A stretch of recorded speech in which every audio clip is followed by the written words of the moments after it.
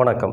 21ஆம் தேதி நள்ளிரவு அமெரிக்க போர் விமானங்கள் ஈரானுடைய 3 அணுசக்தி மையங்கள் மீது தாக்குதல் நடத்தினாங்க. இந்த தாக்குதலில் அந்த 3 அணுசக்தி மையங்களும் முற்றிலுமாக அழித்து சேதப்படுத்தப்பட்டிருக்கு. இதற்கு பதிலடியாக ஈரானும் இஸ்ரேல் மீது தொடர்ந்து பதில் தாக்குதல் நடத்திக்கிட்டு இருக்கு. அதற்கு பதில் தாக்குதலாக இஸ்ரேலும் ஈரான் மீது தாக்குதல் தொடர்ந்து நடத்திக்கிட்டு இருக்காங்க. தலைநகர் டெக்ரான் உட்பட ஈரானுடைய பல நகரங்களை இஸ்ரேல் ராணுவம் தாக்கி அழிச்சுக்கிட்டு வராங்க. அமெரிக்காவினுடைய இந்த தாக்குதலுக்கு ரஷ்ய தரப்புல இருந்து கடுமையான கண்டனம் தெரிவிக்கப்பட்டிருக்கு.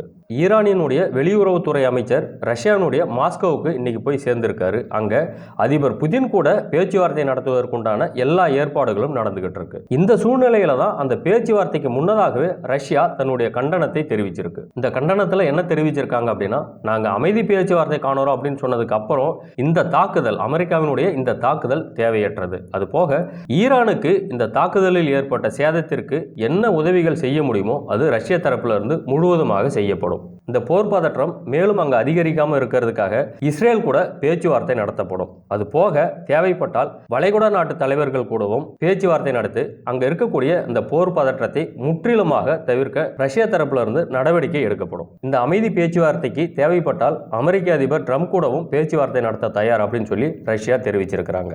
எல்லாத்துக்கும் மேல ரஷ்யா எப்பொழுதும் நீதியின் பக்கம் தான் இருக்கும் அப்படின்னு சொல்லி அந்த அறிக்கையில ரஷ்ய தரப்புல இருந்து அறிவிக்கப்பட்டிருக்கு. மேலும் இது போன்ற நிறைய அப்டேட்டை தொடர்ந்து நம்ம சேனலில் பார்த்துக்கிட்டு வரலாம். நன்றி.